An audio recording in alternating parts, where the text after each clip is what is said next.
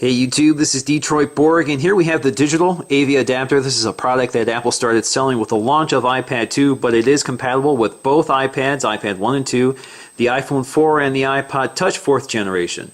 And basically all this does is connect to the dock adapter or the dock connection on those devices and allows you to output the video signal. Only the iPad 2 allows for mirroring, and I'll show you what that is.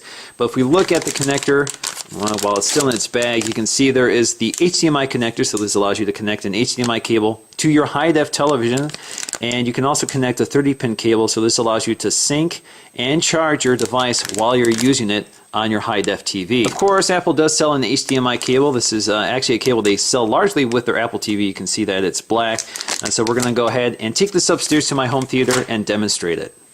Now here I've connected the HDMI adapter to the iPad and connected an HDMI cable to my home theater. And here we have the iPad turned on to the home screen. And if we look at our television, this is a 42-inch plasma television, and the distortion is because of the camera. It's not actually distorting like that. But you'll see the exact image of the iPad on your television.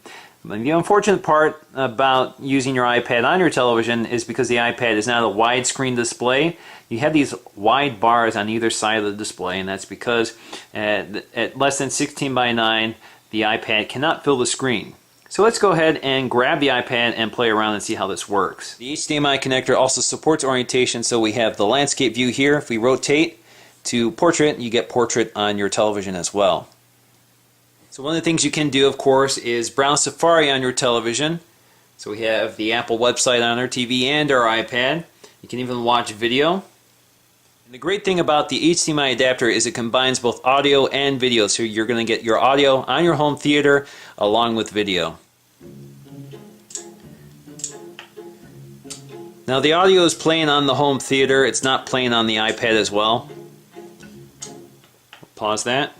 Now let's test video. So I'm going to launch Star Trek.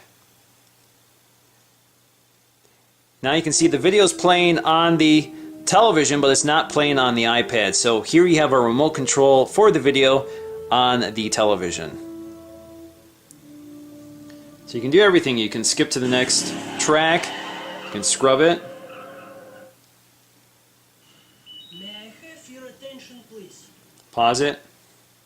Now let's try some third-party apps. Let's go to Netflix. So now we're playing Star Trek via Netflix, and again you can see that Netflix is allowing video playback in full high def, and you see we have the Netflix controller here, and you can see that on this app it's telling us no volume available. Again, that's because the volume has been transferred to the HDMI connection, and of course you can control it, play it, you can even scrub it. Now let's try some games. I've loaded Angry Birds, and again it's not filling the entire screen, and the other problem I see here is there is no sound coming through the HDMI connector. So it looks like not all games support audio out on the connector. Another use for the HDMI connector is Keynote. So Keynote again is like PowerPoint, so it allows you to play back slides. So I have a presentation here, and again you can see I have basically the remote control, and I have a full screen view on the television, and all I have to do is swipe my finger to go to each slide.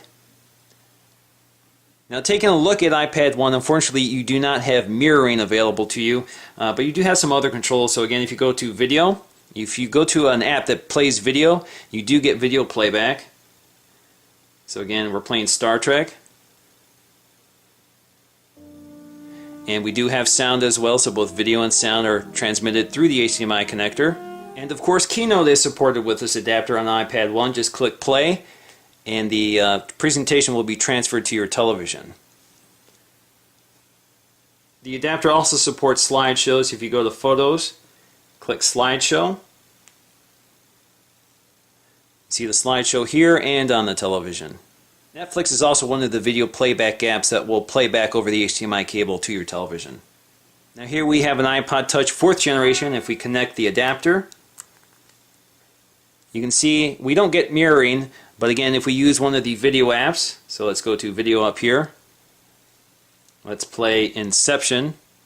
So now we have a remote control, and Inception is playing in full screen or widescreen, and the audio is going to the home theater through the HDMI connector. Now it's the same story with the iPhone 4. If we plug it in, nothing happens. But if we launch one of the video apps, so if we go to iPod and we play Inception, again the screen flashes and it's playing back in full HD with audio.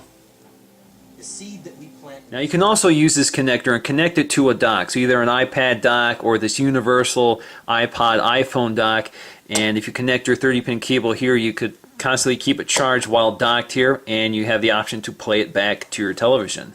So once again, this is Detroit Borg with a look at the digital AV adapter for the iPod Touch 4th generation, iPhone 4, iPad 1, and iPad 2. Thanks for watching.